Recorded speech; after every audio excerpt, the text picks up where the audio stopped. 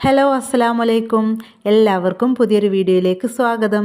ഇന്നത്തെ നമ്മുടെ റെസിപ്പി പച്ചരി വെച്ചിട്ട് വളരെ ഈസി ആയിട്ട് ചെയ്തെടുക്കാൻ പറ്റുന്ന നല്ലൊരു സ്നാക്സിൻ്റെ റെസിപ്പിയാണ്.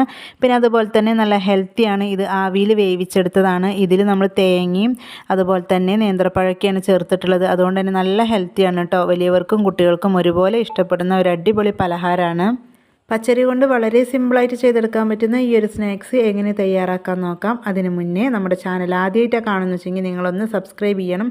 അതുപോലെ തന്നെ വീഡിയോ കണ്ടിട്ട് സപ്പോർട്ട് ചെയ്യണം. കണ്ടുകൊണ്ടിരിക്കുമ്പോൾ ഇഷ്ടപ്പെടുകയാണെങ്കിൽ ഒന്ന് ലൈക്ക് ചെയ്യാൻ മറക്കല്ലേ. ഞാനിവിടെ 1.5 കപ്പ് പച്ചരി, അതായത് 250 ml കപ്പിന് 1.5 കപ്പ് പച്ചരിയാണ് എടുത്തിട്ടുള്ളത്. അത് നല്ലപോലെ കഴുകിയതിൻ്റെ ശേഷം ഒരു 4 മണിക്കൂർ നേരം കുതിർത്തിയെടുത്തതാണ്. ഇനി ഇത് നമുക്കൊന്ന് വെള്ളം പോകാനായിട്ട് വെക്കാം. ആ ഒരു ടൈം കൊണ്ട് നമുക്കിതിലേക്കുള്ള ശർക്കരപ്പാനി തയ്യാറാക്കാം കേട്ടോ. ഞാൻ 1 കപ്പ് ശർക്കര പൊടിയാണ് എടുത്തിട്ടുള്ളത്. ഇനി നിങ്ങൾ ശർക്കര എടുക്കുന്നു വെച്ചെങ്കിൽ ഒരു 4 അച്ച് ശർക്കര എടുത്താൽ മതി കേട്ടോ. അതിലേക്ക് 1 കപ്പ് വെള്ളം ചേർത്തിട്ട് നല്ലപോലെ ഒന്ന് മെൽറ്റ് ചെയ്തെടുക്കാം. ശർക്കര ഒന്ന് മെൽറ്റ് ചെയ്താൽ മാത്രം മതി കേട്ടോ, കുറുക്കി എടുക്കേണ്ട ആവശ്യമൊന്നുമില്ല. ഇനി ഒരു പാൻ സ്റ്റൗവിൽ വെച്ച് നല്ലപോലെ ചൂടായതിൻ്റെ ശേഷം അതിലേക്ക് ഒരു 3 ടേബിൾ സ്പൂണോളം നെയ്യ് ഒഴിച്ചു കൊടുക്കുക. ഇനി നെയ്യില്ലെങ്കിൽ നിങ്ങൾക്ക് വെളിച്ചെണ്ണ വേണമെങ്കിലും ചേർത്ത് കൊടുക്കാം. അതൊന്ന് ചൂടായി വരുമ്പോൾ അതിലേക്ക് 1 കപ്പ് തേങ്ങാക്കൊത്താണ് ചേർത്ത് കൊടുത്തിട്ടുള്ളത്. ഇതിൻ്റെ കൂടെ നിങ്ങൾക്ക് കിസ്മിസും കാഷ്യൂനട്ടൊക്കെ ചേർത്ത് കൊടുക്കാം. അപ്പോൾ ഞാൻ വെറും തേങ്ങാക്കൊത്ത് മാത്രമാണ് കേട്ടോ ചേർത്ത് കൊടുത്തിട്ടുള്ളത്. ഇനി ഒരു പകുതിയോളം ഇതൊന്ന് റോസ്റ്റായി എടുത്താൽ മതി. മുഴുവനായിട്ട് റോസ്റ്റാക്കി എടുക്കേണ്ട ആവശ്യമില്ല. ഒരു പകുതിയോളം ഒന്ന് റോസ്റ്റ് ചെയ്തെടുത്താൽ മതി. ഈ തേങ്ങാക്കൊത്ത് ചേർക്കുന്നതൊക്കെ നമ്മുടെ ഇഷ്ടത്തിനനുസരിച്ച് ചേർത്ത് കൊടുക്കുക കേട്ടോ. കുറച്ച് കൂടുതൽ ചേർത്ത് കൊടുക്കുന്നത് തന്നെയാണ് നല്ലൊരു ടേസ്റ്റ്. നമ്മൾ ആ ഒരു സ്നാക്സ് കഴിക്കുമ്പോൾ ഇടയ്ക്ക് ഇതൊക്കെ കടിക്കുമ്പോൾ നല്ലൊരു ടേസ്റ്റ് ആയിരിക്കും. അപ്പോൾ അതാ തേങ്ങാക്കൊത്ത് ഒരു പകുതിയോളം റോസ്റ്റായി വന്നിട്ടുണ്ട്. ഇനി നമുക്കൊരു പാത്രത്തിലേക്ക് മാറ്റാം. ഇനി ആ ഒരു പാനിലേക്ക് തന്നെ ഒരു നേന്ത്രപ്പഴം ചെറുതായി മുറിച്ചതാണ് കേട്ടോ ഞാൻ ചേർത്ത് കൊടുത്തിട്ടുള്ളത്. അതായത് ഒരു മീഡിയം സൈസിലുള്ള ഒരു നേന്ത്രപ്പഴമാണ്. ഇനി ഇത് 2 മിനിറ്റോളം മാത്രം ഇളക്കി കൊടുത്താൽ മതി കേട്ടോ. മുഴുവനായിട്ട് വേവിച്ചെടുക്കേണ്ട ആവശ്യമില്ല. ഒരു മീഡിയം ടു ലോ ഫ്ലെയിമിൽ ഇട്ടിട്ട് 2 മിനിറ്റോളം മാത്രം ഇളക്കി കൊടുക്കുക.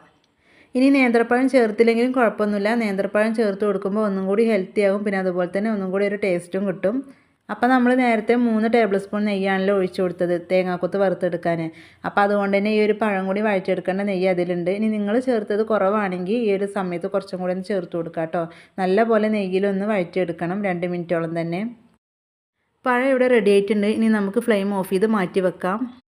ഇനി നമുക്കൊരു മിക്സിയുടെ ജാറിലേക്ക് നേരത്തെ കഴുകി വാർത്ത് വെച്ചിട്ടുണ്ടായിരുന്ന അരിന്ന് കുറച്ചിട്ട് കൊടുത്തിട്ടുണ്ട് കേട്ടോ. മുഴുവനായിട്ടും ഇതിൽ അരഞ്ഞ് കിട്ടൂല. അപ്പോൾ ഞാൻ പകുതി ഇട്ട് കൊടുത്തിട്ടുള്ളൂ. പിന്നെ അതുപോലെ തന്നെ 2 ഏലക്ക ചേർത്തിട്ടുണ്ട്. 1 കപ്പ് തേങ്ങ ചിരവിയതും ചേർത്ത് കൊടുത്തിട്ടുണ്ട്. ഇനി ഇത് അരച്ചെടുക്കാൻ പാകത്തിന് കുറച്ച് ശർക്കരപ്പാനിയും കൂടി ഒഴിച്ചു കൊടുക്കുക. ഇനി നല്ലപോലെ അരച്ചെടുക്കുക കേട്ടോ. നമ്മൾ നെയ്യപ്പത്തിനൊക്കെ അരച്ചെടുക്കൂലേ, അതുപോലെ അരച്ചെടുത്താൽ മാത്രം മതി. നല്ല ഫൈൻ പേസ്റ്റ് ആകേണ്ട ആവശ്യമില്ല. ചെറുതായിട്ടൊരു തരി ഉണ്ടെങ്കിലും കുഴപ്പമില്ല. അപ്പോൾ അത് നല്ലപോലെ അരച്ചെടുത്ത് വന്നിട്ടുണ്ട്. ഇനി നമുക്കൊരു പാത്രത്തിലേക്ക് മാറ്റാം. ഇനി അതേ ജാറിൽ തന്നെ ബാക്കി വന്ന പച്ചരിയും കൂടി നമുക്കൊന്ന് അരച്ചെടുക്കാം. നമ്മളിവിടെ 1.5 കപ്പ് പച്ചരിയാണ് എടുത്തിട്ടുള്ളത്. അപ്പം ഞാൻ 1 കപ്പ് തേങ്ങ ചിരവിയതാണ് കേട്ടോ ചേർത്ത് കൊടുത്തിട്ടുള്ളത്. മിനിമം 1 കപ്പെങ്കിലും ചേർത്ത് കൊടുക്കണം. എന്തായാലും 1 കപ്പിൽ താഴെ ആവരുത്, കൂടിയാലും കുഴപ്പമില്ല. അപ്പോൾ ബാക്കിയുള്ള അരിയും കൂടി അരച്ചിട്ട് ഇതിലേക്ക് ചേർത്തിട്ടുണ്ട്.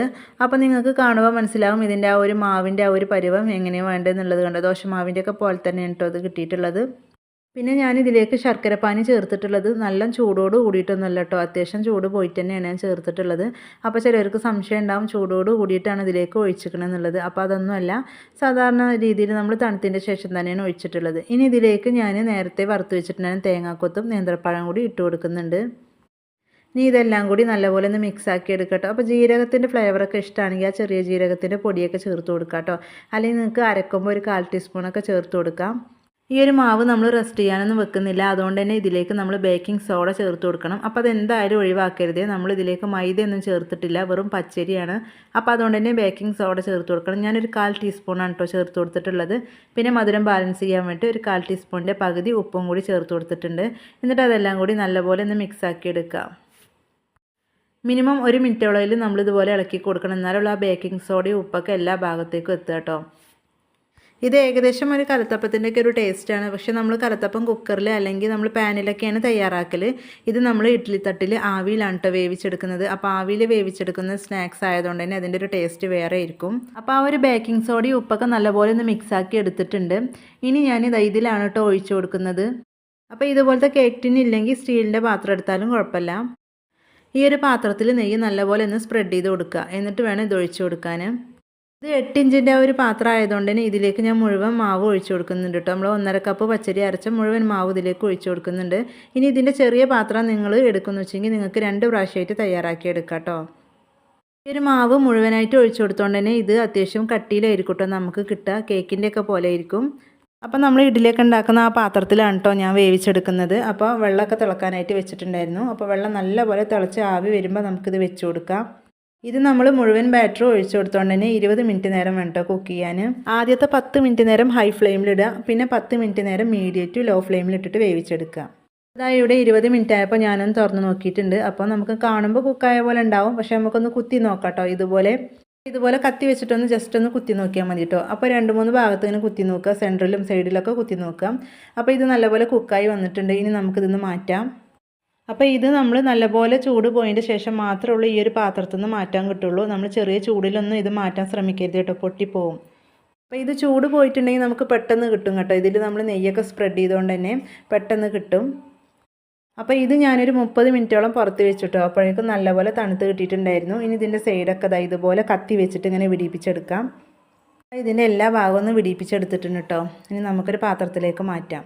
അപ്പോൾ അതാ ഞാനിവിടെ ഒരു പാത്രത്തിലേക്ക് മാറ്റിയിട്ടുണ്ട്. കാണുമ്പോൾ തന്നെ അറിയാം ഒരു കേക്കിൻ്റെ ഒരു രീതിയിലാണ് കേട്ടോ കിട്ടിയിട്ടുള്ളത്. നല്ല പെർഫെക്റ്റ് ആയിട്ട് നമുക്ക് കിട്ടിയിട്ടുണ്ട്. അടിവശമോ അല്ലെങ്കിൽ സൈഡ് വശമോ ഒന്നും പൊട്ടിയിട്ടില്ല. നല്ല തണുത്തതിൻ്റെ ശേഷം പാത്രത്തിൽ നിന്ന് മാറ്റുകൊണ്ട് കേട്ടോ നമുക്ക് ഇതുപോലെ കിട്ടിയിട്ടുള്ളത്. ഇതിൻ്റെ അടിവശമൊക്കെ നോക്കിയേക്കാൻ നല്ല പെർഫെക്റ്റ് ആയിട്ട് തന്നെ കണ്ടോ കിട്ടിയിട്ടുണ്ട്. നമ്മുടെ പാത്രത്തിലൊന്നും ഒട്ടിപ്പിടിക്കാതെ നല്ല സെറ്റായിട്ട് തന്നെ കിട്ടിയിട്ടുണ്ട്. ഇനി ഇത് ഞാനൊന്ന് കട്ട് ചെയ്ത് കാണിച്ചു തരാം കേട്ടോ. അപ്പോൾ നമ്മൾ കത്തി വെച്ചിങ്ങനെ കട്ട് ചെയ്യുമ്പോൾ തന്നെ നല്ല സോഫ്റ്റാണ് കേട്ടോ. വൈകുന്നേരം കട്ടൻ ചായയുടെ കൂടെ കഴിക്കാൻ പറ്റിയ ഒരു അടിപൊളി ഐറ്റംസ് ആണ്. പിന്നെ അതുപോലെ തന്നെ നമ്മൾ ആവിയിൽ വേവിച്ചെടുത്ത പലഹാരം ആയതുകൊണ്ട് തന്നെ നല്ല ഹെൽത്തിയാണ്. വൈകുന്നേരം കുട്ടികളൊക്കെ സ്കൂളിൽ വരുമ്പോൾ ഇതുപോലെ തയ്യാറാക്കി കൊടുത്താൽ മതിട്ടോ, അവർക്കൊക്കെ ഇഷ്ടപ്പെടും. വളരെ സിമ്പിളായിട്ടുള്ള റെസിപ്പി ആയതുകൊണ്ട് തന്നെ എല്ലാവർക്കും ഒരുപോലെ തയ്യാറാക്കാൻ പറ്റും കേട്ടോ. അപ്പോൾ തീർച്ചയായും നിങ്ങൾ ട്രൈ ചെയ്ത് നോക്കുക. ഇത്രയുള്ളൂ നമ്മുടെ വീഡിയോ ഇഷ്ടപ്പെട്ടാൽ ഒന്ന് ലൈക്ക് ചെയ്യുക, അതുപോലെ തന്നെ ഷെയർ ചെയ്യുക, നിങ്ങളുടെ അഭിപ്രായങ്ങൾ അറിയിക്കുക.